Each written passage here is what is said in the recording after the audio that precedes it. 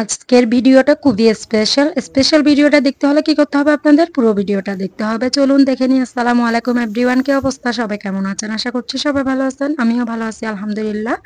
গত ভিডিওতে আমি বলছিলাম যে বাজার থেকে একটা তাল আনছিলাম, তালগুলো নিয়ে এখন রসগুলো আমি তো গরম করে নিচ্ছি, ভালো করে গরম করে নিচ্ছি, কারণ এগুলো আমি ডিপ ফ্রিজে রেখে দিব, কারণ যখন ইচ্ছা হবে তখন পিঠা বানাবো। এখন সামান্য পরিমাণ নিয়ে আমি তালের বড়া বানাতে চাইছি, কিন্তু কি বলবো, এত যে অসাধারণ হয়েছে, অসাধারণ বলতে মুখে নেওয়া যাচ্ছে না, এমন তিতা হয়েছে। কি জন্য তিতা হয়েছে সেটা বুঝতেছি না। পরবর্তীতে আমি আবার তালের পিঠা বানাতে চেষ্টা করব, সেটা আপনাদের সাথে শেয়ার করব। আর এদিকে দেখুন, আমার বাচ্চা দুইটা, ছেলে মেয়ে দুইটাই মিলাদুন্নবী উপলক্ষে বন্দর মসজিদ কমিটিতে ওখানে গজল পরিবেশনা করলো। ওরা গজল দিছিল দুইজনেই, ওরা গজল দিছিল, সে কারণে ওরা সান্ত্বনা পুরস্কার পেল দুইজনেই। যাক, মাশাল্লাহ, ওরা তো অনেক খুশি এগুলাই পেয়ে। চকলেট পেলো, খাতা পেলো, পেন্সিল পেলো, ফাইল পেলো, সুন্দর, খুবই সুন্দর দুইজনে ফাইল পেলো, পেন্সিল পেলো, দুইটা খাতা পেলো, চকলেট পেলো। ওরা অনেক খুশি এগুলা পেয়ে।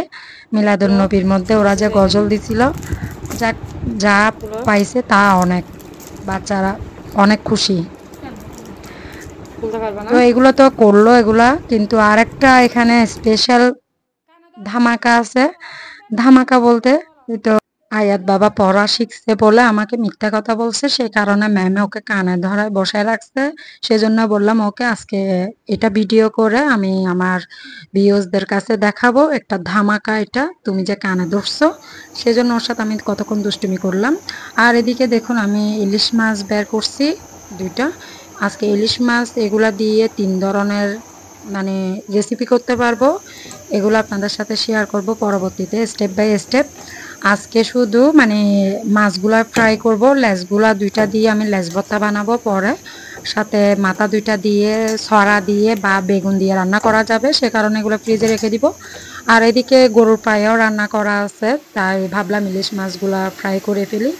আর কি বলবো, আমার বড় মেয়ে এমন জ্বালায়, ও খাওয়া নিয়ে, ও চিংড়ি মাছ খাবে না, ইলিশ মাছ খাবে না, গরুর পায়া খাবে না, এগুলো কোনো কিছু খাবে না। এগুলো রান্না করা থাকা সত্ত্বেও আমার থেকে আবার রান্না করতে হয়, কারণ ওর জন্য আবার আলু সিদ্ধ করছি, 3-4টা আলু সিদ্ধ করে, ডিম সিদ্ধ করে, আলু দিয়ে ডিম দিয়ে রান্না করব, সে কারণে আবার ওর জন্য নতুন করে আবার রান্না করতে হচ্ছে।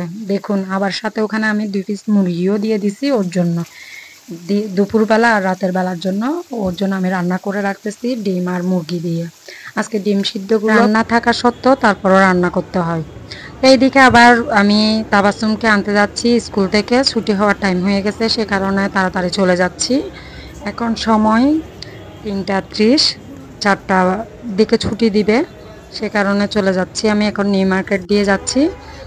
যারা এখনো আমার ফেসবুক পেজে ফলো দেন না, তারা অবশ্যই ফলো দিয়ে দিবেন নতুন নতুন ভিডিওর জন্য। আর সেম ভিডিওটা আমি ইউটিউবে আপলোড দেবো, যারা ইউটিউব থেকে দেখতে চান আয়াত মম ইউটিউব চ্যানেল থেকে দেখতে পারবেন। যারা এখনো সাবস্ক্রাইব করে না, তারা অবশ্যই সাবস্ক্রাইব করে দিবেন। এই তো ছুটি দিয়ে দিছে, আমি মেয়েকে নিয়ে আসতেছি নিউ মার্কেটের সামনের দিকে। বেলপুরি মামা দেখছে বেলপুরি খাবে না কেউ, সে কারণে এখন বেলপুরি খাচ্ছে ও।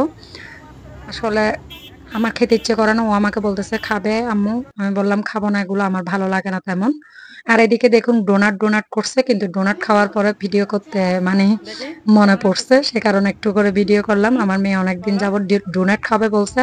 আর একটা কথা, আমি আজকে চাইছি যে একটা চ্যালেঞ্জ ভিডিও করার জন্য 100 টাকার মধ্যে বাজার করতে, তো আমি ভাবলাম করতে গিয়ে এখন আমি মোবাইলটা নিয়ে যাই না বাসা থেকে, সে কারণে ভিডিও করতে পারিনি। যাক, পরবর্তীতে কোনো সময় করব। আজকে এখানে আমি 100 টাকারই বাজার করছি, কিন্তু এটা ভিডিও করে দেখাতে পারিনি। এখানে আমি ডোনাট আনছি, পেঁয়াজু আনছি, তিতকরাল আনছি, পেঁপে আনছি, আলু আনছি, সব 100 টাকার মধ্যে করে আনছি, কিন্তু ভিডিও করতে পারিনি। কেমন হয়েছে?